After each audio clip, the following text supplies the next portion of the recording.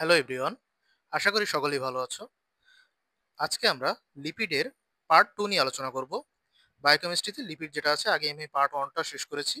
এখন পার্ট 2 টা নিয়ে আলোচনা করব। তো পার্ট 2 তে মেইনলি তোমাদের ডিরাইভড লিপিড যেগুলো আছে ওগুলো সম্পর্কে আলোচনা করা হবে।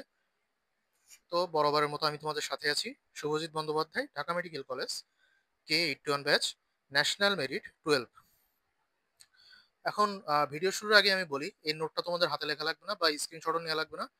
আমি তোমাদেরকে নোটটা টেলিগ্রামে একটা চ্যানেল লিংক দিয়ে দেবো, সেখানে আমি নোটটা দিয়ে দেবো। শুরুতে আমরা আসি ফ্যাটি অ্যাসিড নিয়ে। তো ফ্যাটি অ্যাসিড ডেফিনিশনটা কি? Fatty acid is the carboxyl group containing aliphatic organic acid. Okay, তো তোমরা আগের শ্রেণীতে অ্যালিফ্যাটিক আর অ্যারোমেটিক শিখে এসেছো। তো এখানে first of all aliphatic organic acid, তারপরে কি আছে, কার্বক্সিল গ্রুপ আছে। ওকে, তো ওই যে তোমরা ফ্যাটি অ্যাসিড যেটা আগেই পড়েছিলে ওইটাই মেইনলি ফ্যাটি অ্যাসিড, ওইটাই। তো ফ্যাটি অ্যাসিড গুলো হচ্ছে উইক অ্যাসিড, এর পিএইচ কত, 3 থেকে 5। আর এখানে কি আছে, অ্যাম্ফিপ্যাথিক ক্যারেক্টার অবশ্যই, কারণ কি এখানে যে অ্যাম্ফিপ্যাথিক মানে কি, হাইড্রোফিলিকও আছে হাইড্রোফোবিকও আছে একটা পার্ট। হাইড্রোফিলিক পার্ট কোনটা? এর যে কার্বক্সিল গ্রুপ যেটা আছে সেটা হচ্ছে হাইড্রোফিলিক। আমরা ফ্যাটি অ্যাসিডের যে সাংকেতিক চিহ্ন সেটা কেমন জানি, এরকম না, আর সি ডবল এইচ। তো এটা কি, এটা হচ্ছে কার্বন চেইন। আর এটা যে কার্বক্সিল গ্রুপ, তাহলে এটা হচ্ছে হাইড্রোফিলিক।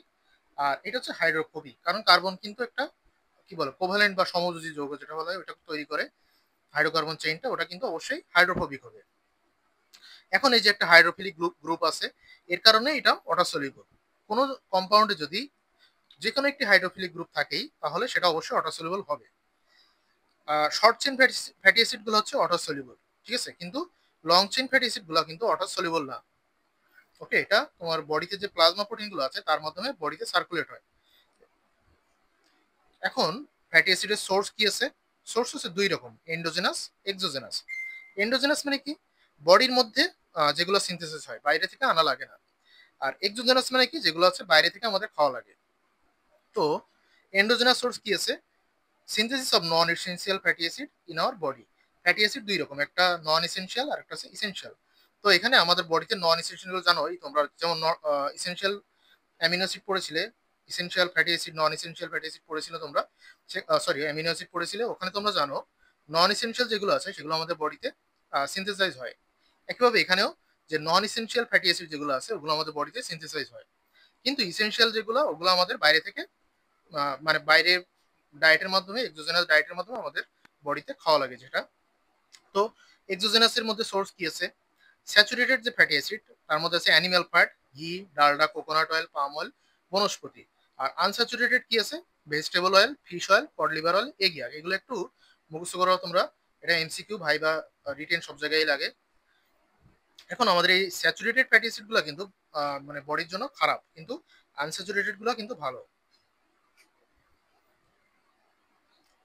এখন আসি ক্লাসিফিকেশন অফ ফ্যাটি অ্যাসিড। তো কয়েকটা জিনিসের উপর ডিপেন্ড করে ক্লাসিফিকেশন করা যায়, যেমন ফার্স্টে হচ্ছে total number of carbon. Total number of কার্বনের উপর ডিপেন্ড করে, এটা দুই রকম, একটা হচ্ছে শর্ট চেইন, একটা লং চেইন। শর্ট চেইনে কি, কার্বন নাম্বার যখন লেস দ্যান 10 হবে সেটাকে বলা হবে শর্ট চেইন ফ্যাটি অ্যাসিড, আর কার্বন নাম্বার যখন গ্রেটার দ্যান 10 হবে তাহলে সেটাকে বলা হবে long chain fatty acid. Short chain fatty acid গুলো মেইনলি মিল্কে পাওয়া যায়। এর এক্সাম্পল কি কি আছে? Acetic acid, propionic acid, butyric acid. Acetic acid কত, দুই কার্বন না, CH3 সি ডবল এইচ, এটা হচ্ছে acetic acid. Propionic acid 3 carbon, butyric acid 4 carbon.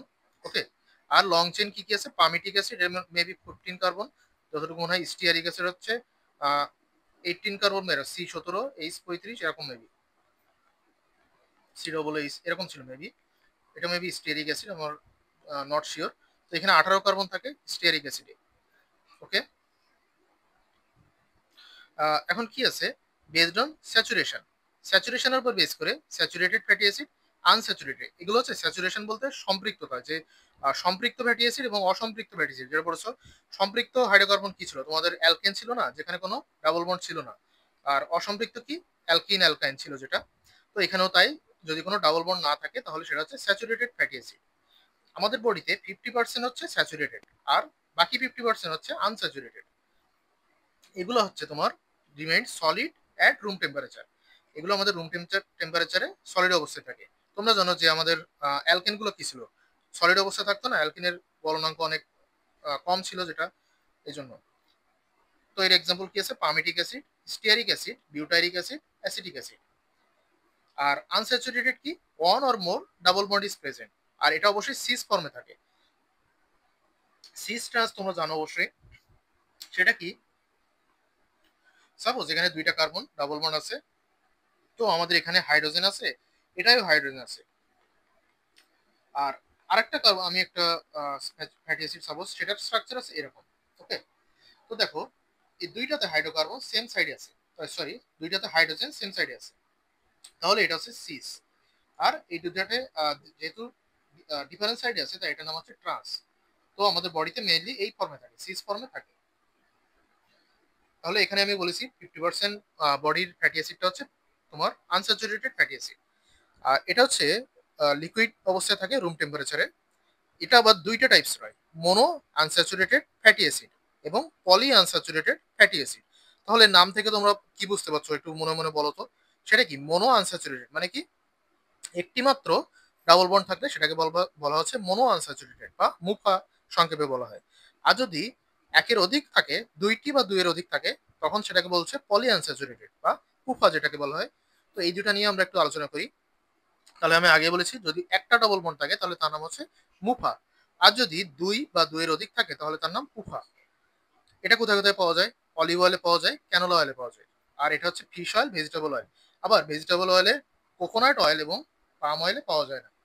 এখন কোশ্চেন আছে তোমাদের কাছে, আমি একটা কোশ্চেন করে গেলাম, কোকোনাট অয়েল পাম অয়েলে তোমার পুফা থাকে না, তাহলে মুফাও কিন্তু এখানে থাকে না। আমি আগে বলেছি, তাহলে এখানে কি থাকে? এটা একটু তোমরা কমেন্টে লিখো সবাই, ঠিক আছে? একটু কমেন্ট করবো সবাই। তাহলে আমি কি বললাম? পুফাটা কোথায় থাকে না? ফিশ অয়েল এবং ভেজিটেবল অয়েলে থাকে, শুধুমাত্র কোকোনাট অয়েল এবং পাম অয়েলে থাকে না। এখন আসি নিউট্রিশনাল ক্লাসিফিকেশন। নিউট্রিশনাল ক্লাসিফিকেশনের মধ্যে কি, আমি একটু আগে বলেছি নন এসেনশিয়াল আর ইসেনশিয়াল, অ্যামিনো অ্যাসিডের মতোই। তো নন এসেনশিয়ালের মধ্যে কি আছে? পামিটিক অ্যাসিড, স্টিয়ারিক অ্যাসিড, অলিক অ্যাসিড যেগুলো। আর ইসেনশিয়াল হচ্ছে যে পুফা যেগুলো আছে সবই ইসেনশিয়াল ফ্যাটি অ্যাসিড, ঠিক আছে? পুফার এক্সাম্পল কি আছে? Linoleic acid, linolenic acid, arachidonic acid. তাহলে এখানে কিন্তু আমি এক্সাম্পলটা দেইনি, এটা তোমরা এখানে চাইলে অ্যাড করে নিতে পারো, যে linoleic acid, linolenic acid, arachidonic acid, এই তিনটাই মেইনলি আমাদের ইম্পর্টেন্ট। এগুলো নিয়ে পরবর্তীতে আরো অনেক কিছু আছে। এখন কোশ্চেন আসে, এটা ভাইভাতে ভেরি ভেরি ইম্পর্টেন্ট, প্রায় জিজ্ঞেস করা হয়, সেটা হচ্ছে পুফা ভালো নাকি মুফা ভালো, মানে পলি আনস্যাচুরেটেড ফ্যাটি অ্যাসিড এটা ভালো নাকি মোনো আনস্যাচুরেটেড ফ্যাটি অ্যাসিড এটা ভালো? তো মুফাটা ভালো আমাদের। কারণ কেন ভালো এটা আমরা এটা এখন জানবো। সেটা কি? তোমরা জানো আমাদের বডিতে গুড কোলেস্ট্রল থাকে, ব্যাড কোলেস্ট্রল থাকে। এলডিএলটা কি? এলডিএলটা হচ্ছে ব্যাড কোলেস্ট্রল, আর এইচডিএলটা হচ্ছে কি? Good cholesterol. এই মুফা কি করছে? এলডিএল কে কমিয়ে দিচ্ছে, ঠিক আছে? মুফা হচ্ছে তোমার কি করে? এলডিএল কে কমিয়ে দেয়, কিন্তু এইচডিএল কে সে আবার সামান্য বাড়ায়। ওকে, আর পুফা কি করছে? পুফা হচ্ছে এলডিএল কেও বাড়াচ্ছে, সরি এলডিএল কেও কমাচ্ছে, এইচডিএল কেও কমাচ্ছে। তাহলে এখানে আমাদের কি হচ্ছে? আমাদের খারাপ কোলেস্ট্রলটা কমে যাচ্ছে, ঠিক আছে, কিন্তু সে আবার ভালোটাকেও কমিয়ে দিচ্ছে, তাহলে এটা কিন্তু আমাদের বডির জন্য খারাপ। ওকে, তো এই জন্য আমাদের, যেহেতু এটা আমাদের খারাপটাকে কমাচ্ছে এবং ভালোটাকে বাড়াচ্ছে, তাহলে এটা আমাদের জন্য ডেফিনেটলি ভালো হবে। তাহলে PUFA is better than MUFA, sorry MUFA is better than PUFA, উল্টো বললাম। এখন আসি common sources of essential fatty acid. আমরা কি কি খাবার খেলে ইসেনশিয়াল ফ্যাটি অ্যাসিড গুলো পেতে পারি? সেটা হচ্ছে vegetable oil, except coconut oil এবং পাম অয়েল, এটা আমি আগেই বলেছি এবং কমেন্টও করতে বলেছি। কি কি আছে? সয়াবিন অয়েল আছে, মাস্টার্ড অয়েল। তো আমরা যদি সয়াবিন অয়েল, মাস্টার্ড অয়েল এগুলো অথবা ভেজিটেবল অয়েল যেগুলো আছে এগুলো খেতে পারি, তাহলে আমাদের ইসেনশিয়াল ফ্যাটি অ্যাসিড গুলো বডিতে সাপ্লাই পাবে। তার পাশাপাশি কি আছে? ফিশ অয়েল আছে, কড লিভার অয়েল আছে, এগ ইয়ক আছে। তাহলে তোমরা খাবারে এইগুলো রাখতে পারো, তাহলে তোমাদের ইসেনশিয়াল ফ্যাটি অ্যাসিডের ঘাটতি হবে না। এখন আসি biological importance of essential fatty acid. সেটা কি? প্রিকারসর অফ ইকোসানয়েড। ইকোসানয়েডটা আমি একটু পরে আলোচনা করব, তখন তোমরা বুঝবে এটা কিভাবে প্রিকারসর হয়। তারপরে component of biological membrane and maintains its fluidity. তোমরা জানো যে বায়োলজিক্যাল মেমব্রেন কি? ফসফোলিপিড বাইলেয়ার দ্বারা তৈরি। তো ওখানে ফসফোলিপিড তৈরি করতে কিন্তু ফ্যাটি অ্যাসিডটাই লাগে। ফ্যাটি অ্যাসিড দিয়েই কিন্তু লিপিড তৈরি হয়, সেখান থেকে ফসফোলিপিড তৈরি হচ্ছে। তাহলে কিন্তু এটা অবশ্যই একটা component. Anti atherogenic and reduces risk of coronary artery disease, ঠিক আছে? তোমাদের যে কি বললাম আনস্যাচুরেটেড ফ্যাটি অ্যাসিড যেগুলো, এগুলো কিন্তু অ্যান্টি অ্যাথেরোজেনিক। মানে অ্যাথেরোজেনেসিসটা কি, যে তোমাদের আর্টারিতে কি হয়, চর্বি জমে এখানে প্লাক তৈরি হয়, তখন কি ব্লাড সাপ্লাইটা যেতে পারে না সহজে, এটাকে বলে অ্যাথেরোস্ক্লেরোসিস। তো এটা অ্যান্টি অ্যাথেরোজেনিক, মানে এই যে অ্যাথেরোস্কেলেটিক প্লাক যেটা আছে এটাকে মানে বাধা দেয়, এটাকে ফর্ম হতে বাধা দেয়। তো এটাকে বলছে এই জন্য অ্যান্টি অ্যাথেরোজেনিক, এবং reduces risk of coronary artery disease. Atherosclerosis হলে অবশ্যই করোনারি আর্টারি ডিজিজ হবে। এটা কিভাবে করে, এটা প্লাজমা কোলেস্টেরলকে কমিয়ে, এটা এটা প্লাজমা কোলেস্টেরলের সাথে বাইন্ড করে রাখে, তখন কোলেস্টেরল এস্টার ফর্ম করে। ঠিক আছে, ফ্যাটি অ্যাসিড প্লাস কোলেস্টেরল, এটা কি তৈরি করে, কোলেস্টেরল, কোলেস্টেরল এস্টার। এই কোলেস্টেরল এস্টার যখন ফর্ম হয় তখন আর এই যে আমাদের অ্যাথেরোজেনেসিসটা হতে পারে না। ঠিক আছে, তো এইভাবে এটা ফ্যাটি অ্যাসিডের সাথে কোলেস্টেরলটা বাইন্ড করে কোলেস্টেরল এস্টার ফর্ম করে, এইভাবে এটাকে বাড়ায়। এটা কিন্তু ইম্পর্টেন্ট, এটা তোমাদের ভাইভাতে জিজ্ঞেস করতে পারে কিভাবে এটা তোমার কোলেস্টেরলকে রিডিউস করছে। ওকে, আর কি করে, গোনাডাল ফাংশন এন্ড রিপ্রোডাকশনে হেল্প করে আমাদের, আর ভিশন এন্ড গ্রোথে হেল্প করে। আমাদের চুলের স্বাস্থ্যের জন্য কিন্তু ফ্যাটি অ্যাসিড প্রয়োজন, ভিশন গ্রোথ এগুলোর জন্য প্রয়োজন। তাহলে এখন ডেফিসিয়েন্সি হলে কি হবে আমাদের, এটা তোমরা যেহেতু ইম্পর্টেন্স জানছো এখান থেকে কিন্তু অনেকগুলো তোমরা বলতে পারবে। যেমন তোমার অ্যাথেরোজেনেসিস হতে পারে, রিপ্রোডাকশনে হ্যাম্পার হতে পারে, ভিশনের সমস্যা হতে পারে, গ্রোথ হ্যাম্পার হতে পারে। তো দেখো এগুলাই আছে কি কি, যেমন ডার্মাটাইটিস এন্ড রিডিউস গ্রোথ, এই যে আমি বলেছিলাম গ্রোথে হেল্প করে। আর ডার্মাটাইটিস হতে পারে degenerative changes in arterial wall, ওই যে অ্যাথেরোস্ক্লেরোসিস যেটা হয় ওরকম।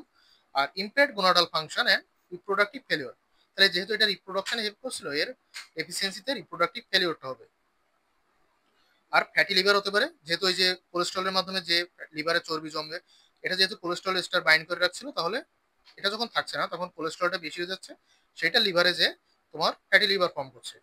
আর ভীষণে যেহেতু হেল্প করছিল, এটার অভাবে ফল্টি ভীষণ হয়ে যাবে। আর poor wound healing and hair loss হবে। এখন আসি ফ্যাটি অ্যাসিডের নাম্বারিং। আমরা এই যে ফ্যাটি অ্যাসিড বিভিন্ন তোমরা নাম শুনে আসছো হয়তো, ওমেগা 6, ওমেগা 3 ফ্যাটি অ্যাসিড, এগুলো এখন আমরা জানবো যে এগুলো আসলে কি জিনিস। এখন এটা কিন্তু তোমরা যে এইচএসসি লেভেলে নাম্বারিং করছো, কার্বন ওই যে অ্যালকেনের নাম্বারিং, তারপরে ফ্যাটি অ্যাসিডের, এগুলো কিন্তু অত জটিল না, এগুলো ইজি অনেক। তো আসো প্রথমে দেখো এই ফিগারটা একটু খেয়াল করো তোমরা। আমরা যে এখানে কার্বক্সিল গ্রুপটা আছে, কার্বক্সিল গ্রুপে যে কার্বন, সেটাকে আমরা সবসময় নাম্বার 1 দিই। এটা তোমরা আগেই জানছো যে এটাকে 1 ধরে তারপর থেকে হিসাব করে 1 2 3 4 এইভাবে। একইভাবে যে কার্বনের সাথে কার্বক্সিল গ্রুপটা আমাদের জয়েন থাকে সেটাকে বলা হচ্ছে আলফা কার্বন। মানে যে কার্বনের সাথে কোনো গ্রুপ জয়েন থাকে, মূলক জয়েন থাকে, সেটাকে বলছে আলফা কার্বন। তাহলে আলফা কার্বনের পাশেটা কি, বিটা কার্বন, তার পাশেটা গামা কার্বন, এভাবে যায় এটা। তাহলে 1 2 3 কিভাবে দিতে হয়, আলফা বিটা গামা কিভাবে দিতে হয় জানি। এখন আসি ওমেগাটা, ওমেগাটা আমাদের ভেরি ভেরি ইম্পর্টেন্ট। ওমেগাটা কিভাবে দেওয়া হয়, একদম শুরুর যে কার্বনটা থাকে, মানে যেখানে মিথাইল গ্রুপটা থাকে, বন্ড CH3 যেটা থাকে, সেই বন্ড CH3 তোমার কার্বনটা হচ্ছে ওমেগা কার্বন। ঠিক আছে, এটা হচ্ছে আমাদের নাম্বারিং সিস্টেম, বেসিক নাম্বারিং এর এটা। এখন আমরা আরেকটু জানি, একরকম আছে delta numbering system. Delta numbering কি, এই যে আমরা কি বলে এটারে 1 2 3 দিয়ে বলছি, এইটাই আমাদের ডেল্টা নাম্বারিং। তাহলে এটা যদি আমরা বলি ডেল্টা 1, এটা ডেল্টা 2, ডেল্টা 3, এটাকে সংক্ষেপে 1 2 3 দ্বারা প্রকাশ করা হয়েছে। তাহলে এটা হচ্ছে আমাদের ডেল্টা নাম্বারিং। এখন ডেল্টা নাম্বারিং দেখো, একটা অ্যাসিড লিনোলিক অ্যাসিড যেটা, এটাকে আমরা ব্র্যাকেটের মধ্যে একটা সংখ্যা দিয়ে প্রকাশ করছি। ঠিক আছে, এটা আমাদের ডেল্টা নাম্বারিং, এইভাবে প্রকাশ করতে হয়।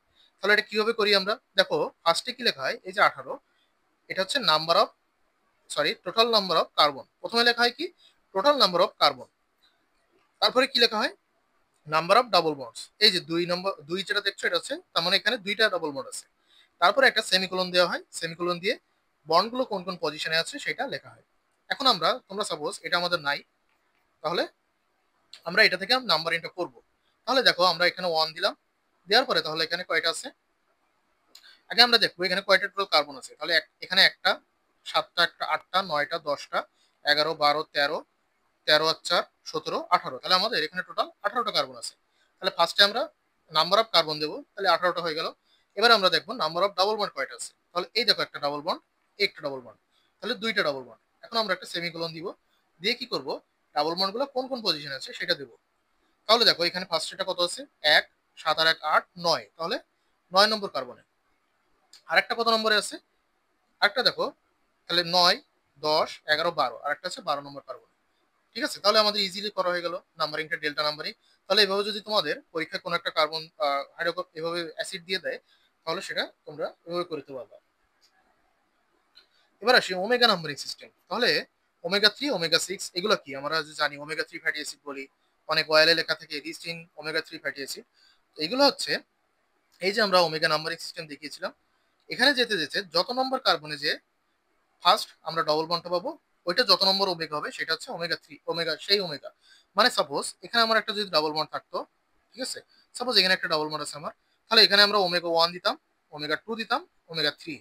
তাহলে এখানে 3 নম্বর যেটা ওমেগা সেখানে আছে ডাবল বন্ড আছে, তাহলে এটাও তো একটা ওমেগা 3 ফ্যাটি অ্যাসিড। যদি এখানে 6 নম্বরে থাকতো তাহলে কি ফার্স্ট যেটা আমি বলেছি ফার্স্ট ডাবল বন্ড যেটাই থাকবে, তাহলে এখানে যদি একটা 6 নম্বরটা 3 4, সরি এখানে আবার আছে, এখানে বোঝানো যাবে না। তাহলে এখানে আমরা আসো, এখানে দেখি একটু, দেখো এখানে যে লিনোলিক অ্যাসিড যেটা আছে, লিনোলিক অ্যাসিডটা কি আছে? এটা 1 নম্বর কার্বন, 2 নম্বর কার্বন, 3 নম্বর কার্বন। তাহলে এখানে দেখো 3 নম্বর কার্বনে ডাবল বন্ড আছে, ফার্স্ট ডাবল বন্ডটা 3 নম্বর কার্বন। আমরা কিন্তু এগুলো দেখবো না। তাহলে লিনোলিক অ্যাসিডটা হচ্ছে একটা ওমেগা 3 ফ্যাটি অ্যাসিড। তাহলে কি, এই দেখো ওমেগা 3 ফ্যাটি অ্যাসিড, এর মধ্যে আছে কিন্তু লিনোলিক অ্যাসিড আমরা বলেছি আগে। তাহলে first double bond is at third carbon beginning from omega end. Omega end থেকে শুরু করতে হবে আমাদের, কিন্তু অ্যাসিড এন্ড থেকে শুরু করলে ভুল হবে। তাহলে এখানে এখানে দেখো তো কি লিনোলিক অ্যাসিডটা, একটা, 2, 3, 4, 5, 6। তাহলে এখানে 7 নম্বরে আছে, তাহলে এটা ওমেগা 7 হওয়ার কথা ছিল। কিন্তু রিয়েলি এটা কিন্তু লিনোলিক অ্যাসিডটা ওমেগা 6, তাহলে এখানে একটু ভুল লিখছে। এটা তোমার এইখানে হওয়ার কথা, ঠিক আছে? ডাবল বন্ড, এটা আমি যেহেতু গুগল থেকে নিচ্ছি তো ওখানে ভুল থাকতেই পারে, সমস্যা নেই। এবার আসো ওলিক অ্যাসিডে, ওলিক অ্যাসিডটা কি? 1, 2, 3, 4, 5, 6, 7, 8, 9, তাহলে 9 নম্বর কার্বনে আছে। তাহলে কি ওমেগা 9 ফ্যাটি অ্যাসিড। এই দেখো ওমেগা 9টা হচ্ছে ওলিক অ্যাসিড, ঠিক আছে? তাহলে এইভাবে আমাদের ওমেগা নাম্বারিং করতে হবে। তাহলে আগে আমরা জানছি পুফা ব্যাটার নাকি মুফা ব্যাটার, এখন আমরা জানবো ওমেগা 3 ব্যাটার নাকি ওমেগা 6 ব্যাটার। তাহলে এখানে হচ্ছে আমাদের ওমেগা 3টা ব্যাটার বেটার। কেন এটা? ওমেগা 3টা কি করছে? এলডিএল কে কি করছে? ডিক্রিজ করছে, এইচডিএল কে ইনক্রিজ করছে। আর ওমেগা 6 কি করছে? ওই যে পুফার মতো কাজ করছে, সে এলডিএল কে তো ডিক্রিজ করছেই, এইচডিএল কেও ডিক্রিজ করছে। তাহলে আমাদের অবভিয়াসলি ওমেগা 3টা বেটার। এখন আসি প্রপার্টিস অফ ফ্যাটি অ্যাসিড। একইভাবে আগে ফিজিক্যাল প্রপার্টি, কেমিক্যাল প্রপার্টি দুইটা জানা লাগবে। ফিজিক্যাল প্রপার্টি আমরা একটু আগে বলেছি ওয়াটার সলিউবল উপর ডিপেন্ড করে। তোমার শর্ট চেইন ফ্যাটি অ্যাসিড গুলো কি করবে? Water soluble. আর লং চেইন ফ্যাটি অ্যাসিড গুলো হচ্ছে ওয়াটার ইনসলিউবল। আর মেল্টিং পয়েন্ট আমি বলেছি শর্ট চেইন গুলো কি? শর্ট চেইন গুলা এবং আনস্যাচুরেটেড যেগুলো সেগুলো কিন্তু লো মেল্টিং পয়েন্ট, ওকে? আর যে লং চেইন গুলো সেগুলো কিন্তু হাই মেল্টিং পয়েন্ট এবং স্যাচুরেটেড যেগুলো। আর কেমিক্যাল প্রপার্টি কি কি আছে? সোপ ফরমেশন উইথ অ্যালকালি, যে তোমরা জানো যেমন আমাদের সাবানের সংকেত কি ছিল? পটাশিয়াম স্টিয়ারে ছিল না, C17H35 COO Na বা COO সোডিয়াম স্টিয়ার। তাহলে এটা কি করছে? এটা তোমার স্টিয়ারিক অ্যাসিডের সাথে কি করছে? তার সাথে তোমার যে কোনো একটা অ্যালকালি, ধরো সোডিয়াম হাইড্রোক্সাইড, বিক্রিয়া করে তখন তোমার সোডিয়াম স্টিয়ারেট তৈরি করছে। তাহলে এখানে কি, এটা একটা ফ্যাটি অ্যাসিড আর এটা কি, এটা একটা অ্যালকালি। তাহলে এটা কি করছে? অ্যালকালির সাথে তোমার সোপ ফরমেশন করছে, ওকে? আর এস্টার ফরমেশন তোমরা জানোই কি, অ্যাসিড তোমার অ্যাসিড প্লাস অ্যালকোহল কি করে? এটা এস্টার ফর্ম করে, তাই না? তাহলে এখানে তো ফ্যাটি অ্যাসিডটাও একটা একটা প্রকার অ্যাসিড, তাহলে এটাও সেই অ্যালকোহলের সাথে কি করছে? এস্টার ফর্ম করছে। আর এখানে যখন অক্সিডেশন হচ্ছে তখন কি করছে? ফ্যাটি অ্যাসিড পার অক্সাইড, ফ্যাটি অ্যাসিড ইপোক্সাইড, তারপর হচ্ছে ফ্যাটি অ্যাসিড অ্যালডিহাইড, এগুলো তৈরি করছে। আবার হাইড্রোজেনেশন হতে পারে, ওই যে তোমরা জানোই যেমন কি আনস্যাচুরেটেড তোমার অ্যালকিনে যেমন হাইড্রোজেনেশন করেছো, এখানে কি হবে? এখানে একটা হাইড্রোজেন যোগ হবে, এখানে একটা হয়ে এখানে ডবল বন্ডটা উঠে যাবে। একইভাবে হ্যালোজিনেশনটাও করেছো, এক্স যোগ করলে X2, তাহলে কি হচ্ছে? এখানে একটা এক্স যোগ হচ্ছে, এখানে একটা এক্স যোগ হচ্ছে, এইভাবে হ্যালোজিনেশন হচ্ছে, ওকে? এভাবে একইভাবে যেগুলো আনস্যাচুরেটেড থাকে সেখানে হাইড্রোজেনেশন হতে পারে, হ্যালোজিনেশন হতে পারে। এবার আসি ফাংশনস অফ ফ্যাটি অ্যাসিড কি আছে? Fatty acid acts as metabolic fuel অবশ্যই and oxidize to form ATP. Fatty acid যে লিপিড ফর্ম করছে একইভাবে এটা মেটাবলিক ফুয়েল হিসেবেও কাজ করছে। Participates in synthesis of phospholipid, glycolipid and cholesterol ester. Phospholipid কি? ফ্যাটি অ্যাসিড প্লাস কি গ্লিসারল প্লাস ফসফেট, তাই না? গ্লিসারল ফসফোলিপিড যেটা, আর স্পিঙ্গো ফসফোলিপিড আলাদা আছে। তো এখানে কি, এখানে একটা ফ্যাটি অ্যাসিড লাগছে।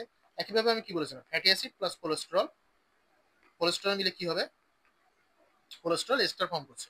তাহলে কি এখানেও ফ্যাটি অ্যাসিড লাগছে, একইভাবে গ্লাইকোলিপিডেও ফ্যাটি অ্যাসিড লাগে। ফ্যাটি অ্যাসিড প্লাস তোমার স্পিঙ্গল প্লাস কি তোমার কার্বোহাইড্রেট, তাহলে কি করছে, গ্লাইকোলিপিড ফর্ম করছে, তাহলে ওখানে ফ্যাটি অ্যাসিড লাগছে। ওকে, বুঝতে পারছো? ফ্যাটি অ্যাসিড ডেরিভেটিভস কি করে, ইন্ট্রাসেলুলার মেসেঞ্জার হিসেবে কাজ করে। সরি, এটা যেমন কি প্রোস্টাগ্ল্যান্ডিন, এটা একটা ফ্যাটি অ্যাসিড ডেরিভেটিভ, এটা তোমরা জানো, এটা একটা ইকোসানাইড, ঠিক আছে? আমরা একটু পরে বলবো ইকোসানাইড। তো এই ইকোসানাইড গুলা কিন্তু ইন্ট্রাসেলুলার মেসেঞ্জার হিসেবে কাজ করে। তার মানে কি, কোনো একটা সেল থেকে আরেকটা সেলে কি করবে, কোনো একটা সিগন্যাল নিয়ে যাবে। সাপোজ এই সেলে কি আছে, তোমার এই সেলে সাপোজ কোনো ব্যাকটেরিয়া অ্যাটাক করছে, ঠিক আছে? তো ব্যাকটেরিয়া অ্যাটাক করলে কি করবে, সে তার পাশের সেলকে বলে দেবে যে তোমার প্রোস্টাগ্ল্যান্ডিনের মাধ্যমে একটা সংকেত দিবে। যেমন সাপোজ আগেকার দিনে কি হতো, তোমার একটা কিংডম মানে একটা রাজার রাজত্ব, তার পাশে সাপোজ আরেকটা রাজত্ব। তো সাপোজ ওদের মধ্যে দুজনে একটা ভালো সম্পর্ক, দুই রাজার মধ্যে। তো প্রথম রাজা যিনি, তার কিংডম অ্যাটাক হয়েছে, ঠিক আছে, তার কিংডমে অ্যাটাক করছে। তখন সে কি করে, সে তার একটা মেসেঞ্জার মানে কি, তার একটা দূতকে পাঠায় পরের যে রাজা থাকে তার কাছে, সেকেন্ড রাজার কাছে, যে আমার রাজ্য আক্রমণ হয়েছে, তুমি একটু আমাকে এখানে এসে বাঁচাও, বা তুমি তোমারও প্রোটেকশন নাও, যাতে তোমারও যাতে আক্রমণ না হতে পারে। তো এটাও তাই করছে, যে যখন একটা সেলে কোনো ব্যাকটেরিয়া বা কোনো প্যাথোজেন অ্যাটাক করছে, তখন সে তার পাশের সেলকে সিগন্যাল দিচ্ছে, যে মেসেঞ্জারের মাধ্যমে। সে তো আর কিভাবে সিগন্যাল দিবে, সে তো আর যেতে পারবে না, সেল তো আর যে সিগন্যাল দিতে পারবে না। তো সে ওই মেসেঞ্জারের মাধ্যমে সিগন্যাল দিচ্ছে, দিয়ে কি বলছে, যে আমার এখানে ব্যাকটেরিয়া অ্যাটাক করেছে, তুমি একটু আমাকে বাঁচাতে পারলে বাঁচাও, না হলে তুমি নিজে প্রোটেকশন নাও কোনো একটা ভাবে, ঠিক আছে? তখন সে হয়তো তোমার ফ্যাগোসাইট যেগুলো, ম্যাক্রোফেজ যেগুলো আছে, সেগুলোকে হয়তো মেসেজ দিচ্ছে যে তুমি এসে আমাদের বাঁচাও, আমাদের এখানে ব্যাকটেরিয়া অ্যাটাক করছে, এরকম একটা কোনো কাহিনী, ঠিক আছে? বুঝতে পারছো? এখানে স্যাচুরেটেড ফ্যাটি অ্যাসিড এবং ট্রান্স ফ্যাটি অ্যাসিড যেগুলো, এগুলো কি করছে, risk of atherosclerosis and coronary artery disease, এই দুটো রিস্ককে ইনক্রিজ করছে, স্যাচুরেটেড ফ্যাটি অ্যাসিড এবং ট্রান্স ফ্যাটি অ্যাসিড যেগুলো। আর আনস্যাচুরেটেড ফ্যাটি অ্যাসিড উল্টোটা করছে, decrease the risk of atherosclerosis. তাহলে আনস্যাচুরেটেড ফ্যাটি অ্যাসিড কিন্তু সবসময় ভালো, যেগুলো তোমার ভেজিটেবল অয়েল যেগুলো, ওইগুলো কিন্তু ভালো, বাট অ্যানিমাল অয়েল কিন্তু ভালো না। এবার আসি আমাদের ফ্যাটি অ্যাসিডের পাশ শেষ, এখন আমরা স্টেরয়েড সাবস্টেন্স সম্পর্কে জানবো। এটাও কিন্তু এক প্রকার ডিরাইভড লিপিড। ওকে, তো স্টেরয়েড সাবস্টেন্স জিনিসটা কি, সেটা হচ্ছে এখানে একটা, এটার দিকে খেয়াল করো, এরকম একটা স্ট্রাকচার থাকবে, যেটাতে এরকম একটা স্ট্রাকচার থাকবে সেটাকে বলবে একটা স্টেরয়েড সাবস্টেন্স। সাপোজ এখানে কোনো একটা হাইড্রোকার্বন চেইন থাকতে পারে, অথবা এখানে থাকতে পারে। কিন্তু আমার এই যে একটা স্ট্রাকচার দেখতে পাচ্ছ, এখানে দুই তিনটা তোমার হেক্সাগন আছে, একটা পেন্টাগন আছে। এই স্ট্রাকচার যদি তোমার মেনটেন থাকে, তাহলে সেটা হচ্ছে একটা স্টেরয়েড সাবস্টেন্স। এখন এর একটা নাম আছে, এই যে নিউক্লিয়াসটা দেখছো, তোমার এটার নাম হচ্ছে কি, সিপিপিপি, সংক্ষেপে এভাবে লেখা যায়। এটা কিন্তু ম্যাডামকে বললে হবে না যে ম্যাডাম এই স্ট্রাকচারটার নাম সিপিপিপি, এটা আমি জাস্ট তোমাদের মনে রাখার জন্য বলছি। এটার নাম কি, সাইক্লোপেন্টানো পারহাইড্রো ফিনান্থ্রিন, সাইক্লোপেন্টানো পারহাইড্রো ফিনান্থ্রিন, এইভাবে। ওকে, এখানে আমি সরি, এই পাশে লিখে রাখছি, দেখো, সিপিপিপি সাইক্লোপেন্টানো, এই যে সিপিপিপি সাইক্লোপেন্টানো পারহাইড্রো ফিনান্থ্রিন, এটাকে বলা হচ্ছে, এই যে রিং যেটা, এটাকে বলা হচ্ছে সিপিপিপি রিং। এখন তোমার এখানে কি থাকে, 19টা কার্বন থাকে। এখানে যদি তুমি গুনে দেখো কয়টা কার্বন আছে, তাহলে দেখবে 19টা কার্বন, তোমরা চাইলে গুনে দেখতে পারো। আর এখানে কি থাকে, 4টা অ্যারোমেটিক কম্পাউন্ড থাকে। ওকে, এখানে দেখো 4টা আছে, কিন্তু একটা দুইটা তিনটা চারটা এবিসিডি দিয়ে লেখা হয়েছে, 4টা হাইড্রোকার্বন রিং থাকে, এবং এটা অবশ্যই একটা নন অ্যারোমেটিক। কারণ এখানে দেখো তোমরা অ্যারোমেটিক থাকলে কেমন হতো, এরকম থাকতো না, কিন্তু এখানে এরকম কিন্তু নাই এখানে, তাহলে এটা হচ্ছে নন অ্যারোমেটিক। আর এখানে কি থাকে, 3 নম্বর কার্বনে তোমার একটা অক্সিজেন অ্যাটাচ থাকে, এই দেখো এখানে একটা অক্সিজেন অ্যাটাচড আছে, এটা হচ্ছে 3 নম্বর কার্বন, ঠিক আছে? তাহলে এর এক্সাম্পল কি আছে, স্টেরয়েড সাবস্টেন্সেস, টেস্টোস্টেরন, যেমন ওইগুলো হচ্ছে স্টেরয়েড হরমোন বলা হয়। সেক্স হরমোন যেগুলো আছে আমাদের সবই স্টেরয়েড হরমোন, যেমন টেস্টোস্টেরন, প্রোজেস্টেরন, ইস্ট্রোজেন, তারপরে আছে কর্টিসল, অ্যালডোস্টেরন, এগুলো। এখন আরেকটা আছে স্টেরল, একটা আমি বললাম স্টেরয়েড সাবস্টেন্স। স্টেরল গুলো এক প্রকার স্টেরয়েড সাবস্টেন্স, বাট একটু অন্যরকম। সেটা কি, আগেরটা আমি বলেছি যে এখানে একটা অক্সিজেন থাকবে, ঠিক আছে, কিন্তু এখানে কি থাকছে, অক্সিজেনের জায়গায় থাকছে একটা হাইড্রোক্সিল গ্রুপ, তাহলে এটা হচ্ছে কি, স্টেরল। এখন এই স্টেরল গুলো এক প্রকার স্টেরয়েড সাবস্টেন্স, কিন্তু স্টেরয়েড সাবস্টেন্স গুলো কিন্তু সবই স্টেরল না। তাহলে এখানে একটা, ওই যে all alkali are base, but all base are not alkali, এরকম একটা কথা হচ্ছে, সেটা কি, all sterols are steroids, but all steroids are not sterols. এটা একটু তোমাদের মাথায় রাখতে হবে। তাহলে কি, all sterols are steroid, but all sterols are not steroid. তাহলে স্টেরলের এক্সাম্পল কি আছে, cholesterol, bile acid, vitamin D, এগুলো কিন্তু ভেরি ভেরি ইম্পর্টেন্ট, তোমাদের এক্সাম্পল গুলো একটু মনে রাখতে হবে। আর সারফেক্টেন্ট, এখন আমরা আসি, সারফেক্টেন্টটা ইম্পর্টেন্ট আমাদের। সারফেক্টেন্টটা কি জানো তোমরা, সারফেস টেনশন রিডিউসিং এজেন্ট। ওকে, এটা হচ্ছে সারফেসে, ওয়াটারের সারফেসে অ্যাক্টিভ থাকে। এটা কোথা থেকে আসে সার্ফেক্টেন্ট? Type two pneumocyte. যখন তোমরা লাং পড়বা, লাং এর হিস্টোলজি, তখন এটা জানতে পারবা। আমাদের তোমার লাংসে মেইনলি 3 টাইপের সেল থাকে লাং টিস্যুতে: টাইপ 1 নিউমোসাইট, টাইপ 2 নিউমোসাইট আর ম্যাক্রোফেজ সেল, যেটা লাংসের। তো এই যে টাইপ 2 নিউমোসাইট গুলাই তোমার সার্ফেক্টেন্ট সিক্রেট করে। সার্ফেক্টেন্টে কি কি আছে? ফার্স্ট অফ অল, আমি আগে যখন একটু পড়িয়েছিলাম ফসফোলিপিড, সেখানে বলেছিলাম ডিপিপিসি, ডাইপামিটয়েল ফসফাটিডাইল কোলিন, এইটা কিন্তু পড়তে হবে তোমাদের। এই এটা কিন্তু একটু হার্ড মনে হতে পারে, বাট একটু মুখস্থ করবা, বারবার পড়লে মুখস্থ হয়ে যাবে। এটা কিন্তু এক প্রকার গ্লিসারো ফসফোলিপিড। আমি তোমাদের ওই সময় পড়িয়েছিলাম গ্লিসারো ফসফোলিপিড পড়ানোর সময়। তো এটা একটা গ্লিসারো ফসফোলিপিড। আর কি থাকে? প্রোটিন থাকে, কার্বোহাইড্রেট থাকে। এখন তোমাদের এটা মাল্টিপল ট্রু ফলস, এমটিএফ বলা হয়, মাল্টিপল ট্রু ফলসে তোমাদের এইটা দিতে পারে। এখন সাপোজ তোমারে বললো which one is the not an component of surfactant. তো তোমাদের সাপোজ এতে দিল লিপিড, বিতে দিল ফসফোলিপিড, সিতে দিল সাপোজ ওনারও সাপোজ গ্লিসারো ফসফোলিপিড, যাই হোক, গ্লিসারো ফসফোলিপিড, ডিতে দিল স্পিঙ্গো ফসফোলিপিড,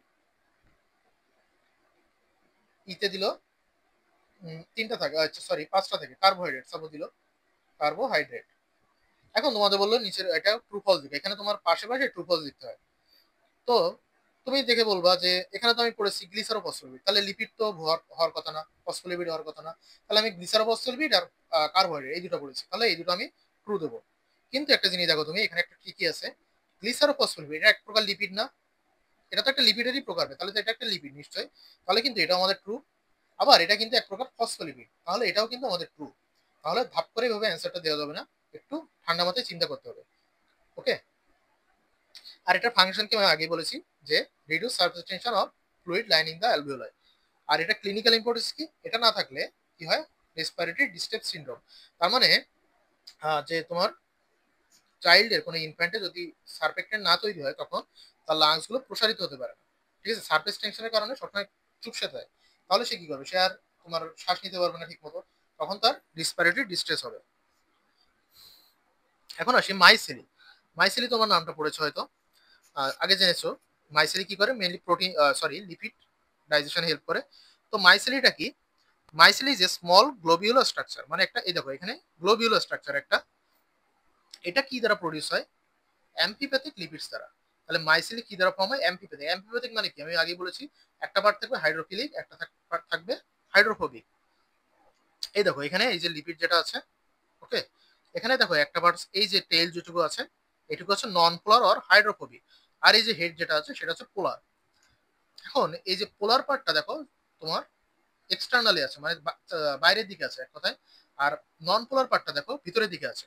তাহলে এখন কি হচ্ছে এটা বলো তো? তোমার নন পোলার পার্টটা কিন্তু পানির সংস্পর্শে আসছে না, কিন্তু পোলার পার্টটুকু যখন আসছে কিন্তু তোমার কি করছে? এটা কিন্তু দ্রবীভূত হতে পারছে, ডিজলভ হতে পারছে পানিতে। বুঝতে পারছো? তাহলে যখন তোমার ওই যে কি করে, তোমার যখন কোনো, আমি আগে একটা কিংডমের এক্সাম্পল দিলাম, আবারও বলি, যখন সাপোজ তোমার এখানে একটা কিংডম আছে, ঠিক আছে, সাপোজ তুমি এটা কোনো দেশের রাজা। তো তোমার রাজ্যটা আক্রমণ হচ্ছে, চারিদিক থেকে আক্রমণ হচ্ছে সাপোজ। তো তুমি কি করবা? তোমার কাছে ধরো অনেক সৈন্য আছে, তাহলে তুমি চারিপাশ দিয়ে কি বলবা? সৈন্যদের ঢাল বসিয়ে দিবা, তাই না? যেমন এই যে বাহুবলী সিনেমায় করেছিল, চারিদিক দিয়ে একদম ঘিরে ধরেছে যাতে সৈন্য আসতে না পারে, বা ওরকম চারিদিক থেকে একটা পাঁচিল তৈরি করে দিবে। যেমন এই যে তোমরা যারা সিওসি খেলো জানো, চারিদিক দিয়ে ওয়াল তৈরি করতে হয়। তো এখানে সাপোজ চারিদিক দিয়ে ওয়াল তৈরি করলে তখন কি হচ্ছে? তখন কিন্তু তোমার এখানে অ্যাটাক করতে পারছে না। একইভাবে এখানে কিন্তু উল্টা ঘটনা ঘটছে। আমি একটু জাস্ট এক্সাম্পল দিলাম, এখানে কি হচ্ছে? ভিতরে দিকে কিন্তু তোমার লিপিড সাবস্টেন্স গুলো আছে, তাহলে ভিতরে যেহেতু পানি ঢুকতে পারছে না, এগুলো কিন্তু পানিতে দ্রবীভূত হতে পারছে। তো যখন আমাদের লিপিড জাতীয় কোনো জিনিস কি বলো ওটা ডিজলভ হওয়ার দরকার হয়, মানে তোমার সাপোজ কোনো ইন্টাস্টাইন থেকে আমাদের ব্লাডে নেওয়ার দরকার হয়, তাহলে তো অবশ্যই পানিতে দ্রবীভূত হতে হবে, সেখান থেকে তো অ্যাবজর্ব হবে। তখন কি করা হয়? এই যে মাইসেলিগুলোর ভিতরের দিকে সাপোজ এগুলো হচ্ছে লিপিড পার্টিকেল, মাইসেলের ভিতরে তখন লিপিড পার্টিকেল গুলো চলে যায়। তখন কি হয়? তাহলে বাইরে যেহেতু হাইড্রোফিলিক পার্ট আছে, তাহলে এটা পানিতে ডিজলভ হতে পারবে, ওয়াটার সলিউবল হতে পারবে, তাহলে তখন সেটা তোমার আমাদের অ্যাবজর্ব হতে পারছে। তো এইভাবে এটা ফ্যাট অ্যাবজর্পশনে আমাদের হেল্প করে। তাহলে এখানে সলিউবলাইজেস লিপিড ইন অ্যাকুয়াস মিডিয়াম। ওকে, আশা করি বুঝতে পারছো। এখন আসি সেই যে ইকোসানাইড, আমি এতক্ষণে যা বলছিলাম ইকোসানাইড। ইকোসানাইডটা কি? ফার্স্ট অফ অল কথা হচ্ছে এটা হচ্ছে ডিরাইভড লিপিড। ঠিক আছে, ডিরাইভ লিপিড। তাহলে ইকোসানাইড গুলো হচ্ছে ডিরাইভ লিপিড। এটা হচ্ছে 20 carbon poly unsaturated fatty acid থেকে ডিরাইভড হয়। 20 carbon poly unsaturated fatty acid derive derivatives, এটা হচ্ছে এর ডেফিনিশন। এটা কিন্তু অবশ্যই দিতে হবে ডেফিনিশনটা এইভাবে। 20 carbon poly unsaturated fatty acid মানে কি, আমি আগে এক্সাম্পল দিয়েছিলাম পুপার এক্সাম্পল কি, linoleic acid, linolenic acid, arachidonic acid. তো মেইনলি এখানে অ্যারাকিডোনিক অ্যাসিড থেকে এটা ফর্ম হয়। অ্যারাকিডোনিক অ্যাসিড কিন্তু 20 কার্বন। তাহলে অ্যারাকিডোনিক অ্যাসিড থেকে তোমার ইকোসানাইড গুলো ফর্ম হচ্ছে। কিভাবে ফর্ম হয় আমি একটু পরে বলছি। এখন আসি ইকোসানাইডের এক্সাম্পল কি আছে। প্রোস্টাগ্ল্যান্ডিন, প্রোস্টাসাইক্লিন, থ্রম্বোক্সিন A2 বা থ্রম্বোক্সিন যেটাই বলো, লিউকোট্রাইন্স, লাইপোক্সিস, এগুলো হচ্ছে তোমার ইকোসানাইড। এগুলো কিন্তু এক্সাম্পল গুলোর নাম অবশ্যই মুখস্থ করতে হবে, ঠিক আছে। এই যে প্রোস্টাগ্ল্যান্ডিন আর থ্রম্বোক্সিন, এগুলোকে একসাথে বলা হয় প্রোস্টানয়েড।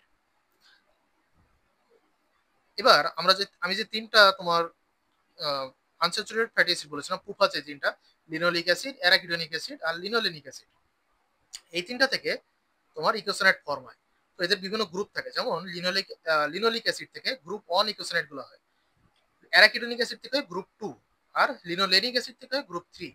গ্রুপ 1 কি কি আছে, প্রোস্টাগ্ল্যান্ডিন E1, থ্রম্বোক্সিন A1। এক্সাম্পল এই দুইটা করে এক্সাম্পল একটু পড়ে রাখবো তোমরা। এর মধ্যে আছে কি, প্রোস্টাগ্ল্যান্ডিন E2, থ্রম্বোক্সিন A2, তোমার কি বলে লিউকোট্রাইন্স B4, LT-B4, আর এগুলো PGE3, TXA3, LT-B5, এগুলো এগুলো একটা এক্সাম্পল গুলো মনে রাখো। এগুলো 1 1 2 2, এখানে শুধু 4, এখানে শুধু 5, ইজি একদম মনে রাখা। শুধু এইগুলোর নামগুলো একটু মনে রাখলেই হচ্ছে। এখন দেখো, লিনোলিক অ্যাসিড আমরা কি জানি, 18 কার্বন না, এই দেখো এখানে আছে কিন্তু 18 কার্বন। আবার লিনোলেনিক অ্যাসিডও কিন্তু 18 কার্বন। তাহলে আমি বলেছি কি 20 কার্বন থেকে হতে হবে না, তাহলে 80 কার্বন থেকে কি হবে, এটা ফার্স্টে কি হয়, অ্যারাকিডোনিক অ্যাসিডে কনভার্ট হয়। ওকে, এই যে 80 কার্বনটা প্রথমে 20 কার্বনে কনভার্ট হয়, তারপরে তোমার ইকোসানাইড ফর্ম করে। কিন্তু অ্যারাকিডোনিক অ্যাসিড থেকে সরাসরি ইকোসানাইড ফর্ম করতে পারে। ঠিক আছে, ক্লিয়ার আশা করি। এবার আসি দেখি আমরা সিনথেসিস অফ ইকোসানাইড, মানে কিভাবে অ্যারাকিডোনিক অ্যাসিড থেকে সিনথেসাইজ হচ্ছে। তো অ্যারাকিডোনিক অ্যাসিডটা কোথা থেকে আসে, মেমব্রেন ফসফোলিপিড থেকে। আমি ফসফোলিপিডের সময় বলেছি যে ফসফোলিপিড কি করে, ইকোসানাইড সিনথেসিসে হেল্প করে। এবার তাহলে বিশ্বাস হলো, মেমব্রেন ফসফোলিপিড থেকে অ্যারাকিডোনিক অ্যাসিড আসছে, সেখান থেকে ইকোসানাইড আসছে। তো এটা কিভাবে আসে, ফসফোলাইপেজ A2 একটা এনজাইম থাকে, এটা হচ্ছে rate limiting enzyme. Rate limiting enzyme মানে এই এনজাইমটাকে যদি তুমি ইনহিবিট করো কোনোভাবে, তখন ফুল রিঅ্যাকশনটাই হ্যাম্পার হয়ে যাবে। এরকম সব রিঅ্যাকশনের একটা একটা রেট লিমিটিং এনজাইম থাকে, যেমন গ্লাইকোলাইসিসের আছে ফসফোগ্লুটোকাইনেজ 1, এরকম আরো বিভিন্ন থাকে। তো মেমব্রেন ফসফোলিপিড থেকে ফসফোলাইপেজ A2, এই এনজাইমটার মাধ্যমে কি তৈরি হচ্ছে, অ্যারাকিডোনিক অ্যাসিড। এবার অ্যারাকিডোনিক অ্যাসিড থেকে তোমার সবগুলা ইকোসানাইড ফর্ম হবে, বাট এখানে দুইটা পাথওয়ে আছে, একটা হচ্ছে লাইপোক্সিজিনেস পাথওয়ে, একটা হচ্ছে সাইক্লোঅক্সিজিনেস পাথওয়ে। এটাকে কক্স পাথওয়ে বলা হয়। তাহলে আমি কি বললাম, লাইপোঅক্সিজিনেস, সাইক্লোঅক্সিজিনেস। লাইপোঅক্সিজিনেস পাথওয়ের মাধ্যমে কি তৈরি হচ্ছে, 5-HPT, এটার ফুল নাম কি, হাইড্রোপারক্সি ইকাসে ইকাসিড টেট্রানিক অ্যাসিড। তো এটা লাগে না তোমাদের, এই 5-HTT লিখলেই হয়। তাহলে কি হচ্ছে, লাইপোক্সিজেনেস পাথরের মাধ্যমে 5-HPT হচ্ছে, তার মাধ্যমে কি তৈরি হচ্ছে, লিউকোট্রাইন আর লাইপোক্সিন তৈরি হচ্ছে। আর এখান থেকে কি তৈরি হচ্ছে, প্রোস্টাগ্ল্যান্ডিন G2 তৈরি হচ্ছে। প্রোস্টাগ্ল্যান্ডিন G2 থেকে প্রোস্টাগ্ল্যান্ডিন H2 তৈরি হচ্ছে, সেখান থেকে তোমার prostacyclin, থ্রম্বোক্সিন A2, prostaglandin E2, prostaglandin F2, এগুলো তৈরি হচ্ছে। তো তোমরা যদি এই সিনথেসাইজটা জিজ্ঞেস করে পরীক্ষায়, এটা মেনলি রিটেনে আসে, ভাইভাতে জিজ্ঞেস করে না সাধারণত। তো রিটেনে আসলে এই ছকটা একটু তোমরা দিয়ে দিবা। লিউকোট্রাইন্স এর মধ্যে আরো বিভিন্ন ভাগ আছে, এইগুলা এগুলো না লিখলেও কয়েকটা দিয়ে দেবা, A4, B4, C4, D4, এরকম ভাবে দিয়ে দেবা। আর এটা একটু এইভাবে দিবা, যেভাবে আছে ছকটা এইভাবেই আমাদের বইতে আছে এটা। এখন আসি, ইকোসানাইড সিনথেসিসকে আমরা যদি ইনহিবিট করতে চাই, তাহলে আমাদের সেখানে কিছু ইনহিবিটর লাগে। আমি তোমাদের এনজাইম চ্যাপ্টারে ইনহিবিটর পড়েছি, এনজাইমের ইনহিবিটর থাকে। তো এখানে দেখো, ফসফোলাইপেজ A2 যেটা রেট লিমিটিং এনজাইম, এটাকে ইনহিবিট করে কে, স্টেরয়েড গুলা একে ইনহিবিট করছে। আর সাইক্লোঅক্সিনেস পাথওয়েকে ইনহিবিট করে কারা, অ্যাসপিরিন। আর লাইপোক্সিনেস কে করে হচ্ছে NSAID, non steroidal anti inflammatory drug. ওই যে তোমরা কি খাও, এটাকে নাপা খাও না তোমরা অনেকে, প্যারাসিটামল যেটা, ওই টাইপের ওষুধ যেটা। এবার আসি ফাংশনস অফ ইকোসানাইড কি কি আছে। প্রোস্টাগ্ল্যান্ডিনের ফাংশন আছে ভ্যাসোডাইলেশন করে। ভ্যাসোডাইলেশন তো জানোই তোমরা, যে ভেসেল গুলোকে প্রসারিত করে দিচ্ছে। The regulation, blood pressure regulation, blood clotting, reproductive, এগুলো করে। তো তোমরা একটু এগুলো একটু নিজে বাড়িতে পড়ো, এগুলো বোঝানোর কিছুই নাই। শুধু তোমরা একটা কাজ করতে পারো, এখানে দেখো এটা ভ্যাসো কনস্ট্রিকশন করছে, এটা ভ্যাসো কনস্ট্রিকশন করছে, থ্রম্বক্সিনেটু লিউকোট্রাইন্স। তো এটা আমি একভাবে মনে রাখতাম কি, থ্রম্বক্সিনেটু মানে থ্রম্বক, যেটা হলো থ্রম্বোসিস টাইপ, যেটা লিউকোট্রাইন মানে তোমার লিউকোসাইট যেগুলো, তার মানে এই দুটো দেখো ব্লাড সেলের সাথে নামের সাথে যুক্ত আছে, ঠিক আছে। থ্রম্বক্সিনেটু মানে কি, ওই যে তোমার প্লেটলেটস টাইপ যেগুলো তার সাথে মিল আছে, আবার লিউকোট্রাইন্স আছে লিউকোসাইটের সাথে মিল আছে। তাহলে ব্লাড রিলেটেড যেগুলো মিল আছে সেই দুটো কি করছে, ভ্যাসো কনস্ট্রিকশন। আর বাকি যেগুলো দেখো সবই ভ্যাসো ডাইলেটেশন করছে, ঠিক আছে। এটাকে তোমরা তোমরা এভাবে মনে করতে পারো। আর দেখো এই দুটো আবার আরেকটা জিনিস মিল আছে, প্লেটলেট অ্যাগ্রিগেশনকে প্রমোট করছে। এই দুইটা, আরগুলো দেখো, এটা দেখো প্লেটলেট অ্যাগ্রিগেশনকে ইনহিবিট করছে, এটা ইনহিবিট করছে। আরগুলো মনে হয় ইনহিবিট করার কথা বলা নাই। তো প্রোস্টাসাইক্লিনটা কি করছে, এটা ইনহিবিট ইনহিবিট করছে। এইভাবে মনে রাখতে পারো তোমরা কয়েকটা, ওই ফলগুলো একটু মনে রাখো। এবার আসি লিপোপ্রোটিন। লিপোপ্রোটিন নিয়ে আমি আগে একটু আলোচনা করেছি, এখন আর একটু বিস্তারিত আলোচনা করি। আর টাইপস গুলো নিয়ে তোমার আরো বিভিন্ন জিনিসপত্র। তো লিপোপ্রোটিন মানে কি, first of all lipid plus protein, common কথা। এই প্রোটিন কি বলা হয়, অ্যাপোপ্রোটিন, ঠিক আছে। অ্যাপোপ্রোটিন অর অ্যাপোলিপোপ্রোটিন। এই যে লিপোপ্রোটিনে যে আমরা প্রোটিন পার্টটা বলেছি, একে বলা হচ্ছে অ্যাপোপ্রোটিন। লিপোপ্রোটিন কি কি টাইপসের আছে, পাইলোমাইক্রন, ভিএলডিএল বা very low density lipoprotein, LDL বা low density lipoprotein, HDL high density lipoprotein. এখন এগুলো একটু দেখো। কাইলোমাইক্রন, কাইলোমাইক্রন অরিজিন কোথায়, ইন্টেস্টাইন। এটা যখন তোমরা মেটাবলিজম চ্যাপ্টার পড়বা তখন কিন্তু ভেরি ভেরি ইম্পর্টেন্ট, এগুলো লাগবেই অবশ্যই, ঠিক আছে। এই জন্য এখন থেকে তোমাদের স্যার ম্যাডামরা হয়তো পড়াবে, এখন থেকে একটু পড়ে রাখো ভালোভাবে। কাইলোমাইক্রনটা ইন্টেস্টাইনে তোমার তৈরি হয়, এটা ডাইজেশন চ্যাপ্টারে দেখো আছে। এখানে বিভিন্ন জিনিসপত্র যেমন তোমার ফ্যাটি অ্যাসিড, তারপরে কোলেস্ট্রল এস্টার, মোনোঅ্যাজাইল গ্লিসারল, এগুলো যোগ হয়ে তোমার কাইলোমাইক্রন ইন্টেস্টাইনে তৈরি হয়। এটা ভিএলডিএলটা, ভিএলডিএল আর সরি ভিএলডিএল আর এইচডিএল এই দুটো তৈরি হয় কোথায়, এই দুটো হচ্ছে লিভারে তৈরি হয়, ঠিক আছে, ভিএলডিএল আর এইচডিএলটা। আর এলডিএল যেটা আছে এটা হচ্ছে ভিএলডিএল থেকে তৈরি হয়। তাহলে এলডিএলটা কি হচ্ছে, ফ্রম ভিএলডিএল তৈরি হচ্ছে। তাহলে কাইলোম্যাকরনটা ইন্টেস্টাইন থেকে, ভিএলডিএল আর এইচডিএলটা লিভার থেকে, আর এলডিএলটা হচ্ছে ভিএলডিএল থেকে তৈরি হচ্ছে। এইগুলো অরিজিনটা একটু মনে রাখবা। আর এখানে স্পেশালিটি তোমার এগুলো লাগবে না, স্পেশালিটিটা লাগবে না, ডিজায়ার্ড লেভেলটা পড়তে পারো। এটা তোমার লিপি প্রোফাইলে লাগে, হাফ লাইফটা লাগবে না। তো তোমরা একটু এই ছকটা পড়বা, এই ছকটা পড়বা, ওকে। এবার আগে একটা জিনিস বাদ দিয়েছি আমি, কনস্টিটিউয়েন্ট, এর কি কি কনস্টিটিউয়েন্ট আছে লিপোপ্রোটিনের মধ্যে। শুধু লিপিড আর প্রোটিন বললে হবে না, তোমার স্পেসিফিক কিছু কনস্টিটিউয়েন্ট আছে, যেমন টিএজি আছে, কোলেস্ট্রল এস্টার, ট্রাইয়াজেল গ্লিসারল যেটা ছিল, ফসফোলিপিড, ট্রি কোলেস্ট্রল, অ্যাপোপ্রোটিন। এখন এটা কনস্টিটিউয়েন্টটা আমি একটা জিনিস বলার পরে তোমরা কনস্টিটিউয়েন্টটা ভালোভাবে মনে থাকবে, সেটা হচ্ছে স্ট্রাকচার। তো দেখো এই স্ট্রাকচারটা তোমাদের ফিগারটা লাগে রিটেনের জন্য, আর স্ট্রাকচারটাও লিখতে বলে। দেখো এখানে চারিপাশে তোমার যে সেন্ট্রাল যে কোর থাকে, একটা থাকে কি সেন্ট্রাল কোর, এটাকে বলা হয় সেন্ট্রাল কোর। আর এর চারিপাশে যেটা থাকে সেটা হচ্ছে পেরিফেরাল সাবস্টেন্স যেটা। তো আগে দেখি সেন্ট্রাল কোরে আমার কি আছে। সেন্ট্রাল কোরে আমাদের দুইটা জিনিস থাকে, একটা থাকে কোলেস্ট্রল এস্টার, আর একটা থাকে কি তোমার ট্রাইয়াজাইল গ্লিসারল। এটা মেবি দেইনি, এগুলো হচ্ছে ট্রাইয়াজাইল গ্লিসারল। এই যে দেখা যাচ্ছে একটু এ টাইপের, এগুলো হচ্ছে কি বলা হয় ট্রাইয়াজাইল গ্লিসারল। তাহলে আমাদের সেন্ট্রালে কি থাকে, সেন্ট্রালে দুইটা থাকে, একটা হচ্ছে কি কোলেস্ট্রল এস্টার থাকে, আরেকটা থাকে হচ্ছে ট্রাইয়াজাইল গ্লিসারল। ক্লিয়ার, এই যে। তাহলে এগুলো কিন্তু নন পোলার লিপিড অবশ্যই, মানে আমি আগেই বলেছি ভিতরে থাকবে নন পোলার সাবস্টেন্স আর বাইরে থাকবে পোলার সাবস্টেন্স। কাইলোমাইক্রন যেমন, সরি মাইসেলিজে যেমন, এই যে তোমার ফসফোলিপিডেও সেম। তাহলে ভিতরে থাকবে তোমার ট্রাইজাইল গ্লিসারল, কোলেস্ট্রল এস্টার। আর বাইরে কি থাকছে, বাইরে থাকছে হচ্ছে ফসফোলিপিড। এই যে ফসফোলিপিড লেয়ার দেখতে পাচ্ছ, এখানে কিন্তু বাই লেয়ার না, এখানে সিঙ্গেল লেয়ার।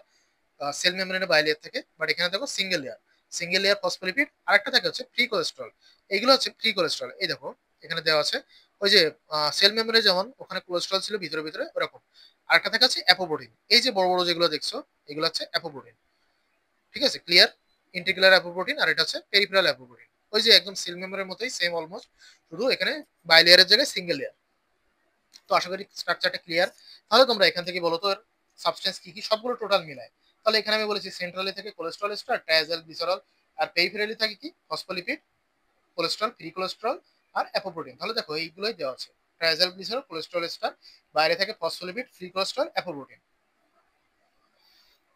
এবার আসি কিছু এমসিকিউ টাইপ বা ভাইবা টাইপ, এগুলো লাগে। সেটা কি, সবচেয়ে বেশি টিএজি ট্রাইজেল গ্লিসারল কোন কোন লিপোপ্রোটিনে থাকে? টিএজি রিস্ট এগুলো থাকে কাইলোমাইক্রনে আর ভিএলডিএল এ। যদি বলো এদের মধ্যে সবচেয়ে বেশি কোনটা থাকে, অবশ্যই কাইলোমাইক্রনে থাকে। এবার আসি কোলেস্টেরল রিস্ক কোনগুলো থাকে, এইচডিএল আর এলডিএল। এদের মধ্যে কোনটা বেশি? এলডিএল এ বেশি। এখন ডেনসিটি, তোমার লিপোপ্রোটিনের ডেনসিটি এটা হচ্ছে প্রোটিনের তোমার প্রপোর্শনাল টু প্রোটিন। ওকে, তার মানে কি density is proportional to protein. Protein যত বেশি হবে তত তার ডেনসিটি বেশি হবে, বাট ডেনসিটি আবার প্রপোর্শনাল টু সাইজ। তোমরা অবশ্যই জানো যে জিনিস একটু তোমার ডেন্স বেশি থাকে সেগুলো কিন্তু সাইজ একটু ছোট থাকে। যেমন সাপোজ তোমার একটা বেলুন, কোনো বেলুন যখন তুমি বেশি বেশি ফোলাবা সাইজ বড় হবে, কিন্তু তার ডেন্সিটি কিন্তু কমে যাবে। বেলুনে যে রাবার যেটা থাকে তার কিন্তু ডেন্সিটি কমে যাবে, কিন্তু বেলুন যখন চুপসানো থাকে তখন কিন্তু তার ডেন্সিটিটা বেশি থাকে। তো এটাই তাই, size is proportional to lipid quantity. এই যে সাইজটা, এটা কিন্তু আবার লিপিড কোয়ান্টিটি তোমার সমানুপাতিক যেটা বলে। তাহলে এখানে দেখো কাইলোমাইক্রন, কাইলোমাইক্রনে দেখো অ্যাপোপ্রোটিন, মানে প্রোটিনের কোয়ান্টিটি কিন্তু অনেক কম, বাট লিপিডের কোয়ান্টিটি অনেক বেশি। কিন্তু এইচডিএল এ দেখো প্রোটিনের কোয়ান্টিটি অনেক বেশি, মানে দুইটাই সেম সেম অলমোস্ট, ঠিক আছে, প্রোটিন যতটা লিপিডও ততটা। তাহলে দেখো যদি রিলেটিভলি বলো, কাইলোম্যাকরনে কিন্তু প্রোটিন সবচেয়ে কম, বাট এইচডিএল এ কিন্তু সবচেয়ে বেশি। আবার লিপিড কিন্তু কাইলোম্যাকরনে সবচেয়ে বেশি, প্রোটিন এইচডিএল এ সবচেয়ে কম। তাহলে আমাকে এখন বলো তো চোখ বন্ধ করে, যে কাইলোম্যাকরন বেশি ডেন্স হবে নাকি এইচডিএল বেশি ডেন্স হবে? তাহলে প্রোটিন কোয়ান্টিটি কোনটা বেশি ছিল? অবশ্যই এইচডিএল এ, তাহলে এটা হবে বেশি ডেন্স। এই জন্য কিন্তু এর নাম হাই ডেন্সিটি। তাহলে কেন কেন এর নাম হাই ডেন্সিটি বিশ্বাস হলো? আর এটার নাম কিছু সেজন্য লো ডেন্সিটি, কিন্তু এর থেকেও কিন্তু ডেন্সিটি কম আছে, এটা হচ্ছে কাইলোমাইক্রন। তাহলে লার্জেস্ট অ্যান্ড লিস্ট ডেন্স যেটা সেটা হচ্ছে chylomicron, but smallest and most dense হচ্ছে এইচডিএল, হাই ডেন্সিটি লিপোপ্রোটিন। আশা করি ক্লিয়ার। এখন আমি বলেছিলাম যে লিপোপ্রোটিনে যে প্রোটিনটা থাকে তার নাম কি? অ্যাপোপ্রোটিন। তো অ্যাপোপ্রোটিনের আবার টাইপস আছে, সেটা কি? Apo A, apo B 48, apo B 100, apo C, apo E. এখন এই এর আবার কিছু সাব টাইপস আছে, যেমন অ্যাপো এর আছে অ্যাপো এ 1, এ 2, এ 4, এইগুলো। এগুলো অরিজিন কোথায় কোথায় এগুলো একটু পড়বা তোমরা, এই ছকটা একটু পড়বা। এটা তোমাদের মেটাবলিজম যখন পড়বা তখন দেখবে অনেক কাজে লাগছে, এখনো অনেক সময় স্যাররা জিজ্ঞেস করতে পারে, স্যার ম্যাডামরা। এখন এই ছকটা না যতটা ইম্পর্টেন্ট তার থেকে এই ছকটা আরো ইম্পর্টেন্ট। এটাকে 3 স্টার ছক বলা যায়। সেটা কি? কোন লিপোপ্রোটিনে আমাদের কোন অ্যাপোপ্রোটিন থাকে সেটা হচ্ছে আমাদের জানা লাগবে। এটা তোমাদের এই ছকটা না জানলেও অতটা সমস্যা নেই, অ্যাকোয়ার্ড যে অ্যাপোপ্রোটিন থাকে, বাট এই ছকটা অবশ্যই লাগবে। সেটা কি? কাইলোমাইক্রনে থাকে হচ্ছে অ্যাপো বি 48 আর অ্যাপো এ। আর ভিএলডিএল এ থাকে হচ্ছে অ্যাপো বি, ভিএলডিএল আর এলডিএল, এই দুটো থাকে অ্যাপো বি 100। আর এইচডিএল এ থাকে এইচ। তোমরা জানো একটা আমাদের প্যারাসিটামল খাই আমরা, এইচ নাম, স্কোয়ার কোম্পানির মনে হয় এটা। তো এই এইচ দিয়ে মনে রাখতে পারো। এখানে দেখো অ্যাকোয়ার্ডটাও তোমরা চাইলে মনে রাখতে পারো, সেটা কি? দুইটার ক্ষেত্রে কিন্তু সি আর ই, সেটা কি? কাইলোমাইক্রন আর ভিএলডিএল এ দুইটার ক্ষেত্রেই অ্যাপো সি আর অ্যাপো ই, দুইটা হচ্ছে অ্যাকোয়ার্ড অ্যাপোপ্রোটিন। তার মানে এটা কি হয়? এটা ফ্রম এইচডিএল বলতে বোঝাচ্ছে যখন তোমার ভিএলডিএলটা তৈরি হয় তখন তার মধ্যে অলরেডি অ্যাপোবি 100টা থাকে, কিন্তু এক সময় কি হয়, রিয়াকশনের এক পর্যায়ে এইচডিএল থেকে সে অ্যাপো সি আর অ্যাপো ইটা নেয়, তারপরে সে বিএলডিএলটা ফর্ম করে। তো এটা তোমরা তোমরা যখন মেটাবলিজম পড়বে তখন পড়তে পারবে, এখন তোমাদের জানা দরকার নেই। জাস্ট এই সবটা একটু ভালো, এটা ভালোভাবে পড়বা, আর এটা পারলে পড়বা, দুইটাই same. Functions of apoprotein in lipoprotein, লিপোপ্রোটিনে যে অ্যাপোপ্রোটিন থাকে তার কি কি ফাংশন আছে? ফার্স্ট অফ অল যে স্ট্রাকচারাল কম্পোনেন্ট অবশ্যই, আর স্টেবিলিটি দিবে। আর কি করবে? হাইড্রোফিলিক ক্যারেক্টার দিবে। কারণ কি? প্রোটিনটা কিন্তু তোমার এখানে সলিউবল হয়, হাইড্রোফিলিক ক্যারেক্টার প্রোভাইড করে সে। একটা কোফ্যাক্টর, ঠিক আছে, ওই যে কোফ্যাক্টর আমরা এনজাইমে পড়াই, আমি এনজাইমে পড়িয়েছিলাম কোফ্যাক্টর কি। যেমন দেখো লিপোপ্রোটিন লাইপেজ, এই যে এনজাইম তাতে কিন্তু অ্যাপোসি2 এটা একটা কোফ্যাক্টর। একইভাবে এলসিএটি লেসিথিন কোলেস্ট্রল অ্যাজাইন ট্রান্সফারেজ এটার ক্ষেত্রে অ্যাপো এ 1, আর হেপাটিক লাইপেসে অ্যাপো এ 2। আবার এনজাইমের ইনহিবিটর হিসেবে কাজ করে, যেমন এলপিএল কে ইনহিবিট করে অ্যাপোসি3 এন্ড অ্যাপো এ 2, এভাবে একটু এক্সাম্পল গুলো পড়বা। আর লিগ্যান্ড হিসেবে কাজ করে, সেটা কি? Recognise lipoprotein. সাপোজ কোন একটা লিপোপ্রোটিনের গায়ে কোন একটা লিগ্যান্ড আছে, সাপোজ সেটা একটা হলমার্ক টাইপ জিনিসপত্র, তো এটা দেখলেই তুমি বুঝতে পারবা এটা হচ্ছে ওই জন, যে ওই মানে ব্যক্তি সেটা। মানে সাপোজ মনে করো তোমার একটা কোন একটা ফ্রেন্ড, সে কি করে? সে সবসময় তোমার পোলো শার্ট পরে, সাপোজ ছেলেদের কথা বলছি, বা মেয়েদের সাপোজ সে সবসময় ইয়েলো ড্রেস পরে, যাই হোক এরকম একটা এক্সাম্পল। তো দেখবা তুমি যদি রাস্তা দিয়ে হাঁটো, ওর মতো কোনো একটা ইয়েলো ড্রেস পরা মানুষ দেখো, তাহলে তুমি বুঝতে পারবা ওই সেই ব্যক্তিটা। সে হয়তো তোমার সাথে দেখা করতে গেছে, তুমি তাকে খুঁজে পাচ্ছ না। তখন তোমার মাথায় আসবে সে কিন্তু ইয়েলো শার্ট পরে আসছে বা ইয়েলো ড্রেস পরে আসছে। এখানে দেখো এক্সাম্পল দেওয়া আছে অ্যাপো ভি100 এবং অ্যাপো ই। এটা কি? এটা হচ্ছে এলপিএল রিসেপ্টরের জন্য লিগ্যান্ড হিসেবে কাজ করে। আর অ্যাপো এটা কি করে? HDL receptor. এভাবে এগুলো একটা এক্সাম্পল গুলো পড়বা। পারপোজ অফ লিপোপ্রোটিন ফর্মেশন, এটার পারপোজ কি, আমরা লিপোপ্রোটিন কেন লাগবে আমাদের বডিতে, এটা আবার এর ইম্পর্টেন্সও বলা যায়, লিপোপ্রোটিনের ইম্পর্টেন্স। ওকে, সেটা কি? তোমার যেহেতু এটা প্রোটিন গুলো তোমাকে হাইড্রোফিলিক ক্যারেক্টার দান করছে, এই জন্য এটা সলিউলাইজ করছে লিপিড গুলোকে। ওর মধ্যে যে আমি একটু মাইসিলের ক্ষেত্রে যেমন বললাম, ওর ভিতরে কিছু লিপিড থাকছে, সেগুলোকে সলিউলাইজ করছে। তো এখানেও একই ঘটনাই ঘটছে, টিস্যুতে লিপিড ডেলিভারি করছে, টিস্যু থেকে লিপিড নিয়ে যাচ্ছে। এটাই হচ্ছে মেন কাহিনী। আর ফাংশনস অফ লিপোপ্রোটিন, আলাদা আলাদা ফাংশন প্রত্যেকটা লিপোপ্রোটিনের। যেমন কাইলোম্যাকরন কি করছে? কাইলোম্যাকরন হচ্ছে টিএজি কে কি করছে, ইন্টেস্টাইন থেকে লিভার এবং পেরিফেরাল টিস্যুতে নিয়ে যাচ্ছে। ওই যে কাইলোম্যাকরনের একটা তোমার কি ছিল, ওর মধ্যে টিএজি ছিল না? টিএজি, কোলেস্ট্রল স্টার এগুলো ছিল। তো এই জন্য এটা কি করছে, ইন্টেস্টাইন থেকে টিএজি কে লিভারে এবং পেরিফেরাল টিস্যুতে নিয়ে যাচ্ছে। পেরিফেরাল টিস্যুতে এটা এখন যে জমা হতে পারে, লিভারে যে জমা হতে পারে, প্রসেস হতে পারে, এগুলা। ভিএলডিএল কি করছে, এন্ডোজিনাসলি সিনথেসাইজ, মানে দেহের ভিতরে যেগুলো সিনথেসাইজ হচ্ছে সেই টিএজি গুলোকে ওইখানে নিয়ে যাচ্ছে লিভার থেকে পেরিফেরাল টিস্যুতে। আর এলডিএল কি করছে, কোলেস্টেরলকে লিভার থেকে পেরিফেরাল টিস্যুতে নিয়ে যাচ্ছে। এখন দেখো এই তিনটা কি করছে, তোমার লিভার থেকে পেরিফেরাল টিস্যুতে নিয়ে যাচ্ছে সবগুলোকে। আর কিন্তু এইচডিএল কিন্তু এর উল্টা করছে, সেটা কি করছে, পেরিফেরাল টিস্যু থেকে লিভারে নিয়ে যাচ্ছে। তাহলে দেখো এখানে কি করছে, পেরিফেরাল টিস্যুতে যদি আমাদের ফ্যাট জমে, যেমন পেরিফেরাল টিস্যু মানে কি, তোমার যে আমাদের যে আর্টারি গুলো থাকে, ওগুলো কিন্তু একটা পার্ট পেরিফেরাল টিস্যু। তাহলে সাপোজ আর্টারিতে আমাদের যদি ফ্যাট জমে বেশি, ওখানে বেশি বেশি এসে ফ্যাট আসলো, তখন কিন্তু আর্টারিতে ফ্যাট জমে যাবে। তাহলে আমাদের করোনারি আর্টারি ডিজিজ হতে পারে, অ্যাথেরোস্ক্লেরোসিস হতে পারে। কিন্তু আমার যদি উল্টোটা ঘটে, সেটা হচ্ছে কি, তোমার আর্টারি থেকে যদি আমাদের লিভারে ফ্যাট গুলো সরে যায়, তাহলে কিন্তু ওখানে সিএডি এর কোনো চান্স নেই বা অ্যাথেরোস্ক্লেরোসিস কোনো চান্স নেই। এইভাবে কিন্তু এইচডিএলটা আমাদের কার্ডিও প্রোটেক্টিভ হিসেবে কাজ করছে, কারণ কি সে কি করছে, তোমার আর্টারি গুলো থেকে ফ্যাট লিভারে নিয়ে যাচ্ছে। তো এটাই আমরা এখানে পড়ছি, সেটা কি, এইচডিএল কে বলা হয় অ্যান্টি অ্যাথেরোজেনিক লিপোপ্রোটিন। কারণ সে কি করছে, কোলেস্টেরলকে পেরিফেরাল টিস্যু থেকে লিভারে নিয়ে যাচ্ছে। আর লিভারের মধ্যে কি করছে, এই কোলেস্টেরলটা বিভিন্নভাবে রিপ্যাকেজ হচ্ছে, লিপোপ্রোটিন ফর্ম করছে, তারপরে বাইল অ্যাসিডে ফর্ম করছে, অথবা সিক্রেটেড বাইল হিসেবে সিক্রেট হচ্ছে। তার মানে এক কথায় কি হচ্ছে, কোলেস্টেরলটাকে বডি থেকে রিমুভ করে দিচ্ছে। তাহলে কোলেস্টেরল যত বডি থেকে রিমুভ হবে, তত কি করছে, এটাকে আমাদের অ্যাথেরোস্ক্লেরোসিসের রিস্কটাকে কমাচ্ছে। এই জন্য কি বলা হচ্ছে গুড কোলেস্ট্রল, এইচডিএল কে বলা হচ্ছে গুড কোলেস্ট্রল বা অ্যান্টি অ্যাথেরোজেনিক লিপোপ্রোটিন, এইটা বলা হচ্ছে। ঠিক আছে, তাহলে এটা আমাদের জানা হয়ে গেল। তাহলে আজকের ভিডিওটা এই পর্যন্তই। সকলকে অনেক অনেক ধন্যবাদ পাশে থাকার জন্য। আর ভিডিওটি ভালো লেগে থাকলে অবশ্যই লাইক করো। কোনো আমি একটা কোশ্চেন করেছিলাম, ওটা অবশ্যই কমেন্টে জানাবে। আমি ভুল হয়েছে কি সঠিক হয়েছে সেটা বলে দেবো। আর ওই কোশ্চেনটা কিন্তু কেউ অবহেলা করো না, ওটা কিন্তু অনেক ইম্পর্টেন্ট কোশ্চেন। ম্যাডামরা জিজ্ঞেস করবে, স্যার ম্যাডামরা। আর ভিডিওটি অবশ্যই সাবস্ক্রাইব করো, ভবিষ্যতে আরো অনেক অনেক ভিডিও আনবো। সেকেন্ড কার্ডের পড়ালেখাও আনবো, তারপরে যদি টাইম পাই আরো আনবো। তো আবারও সকলকে ধন্যবাদ।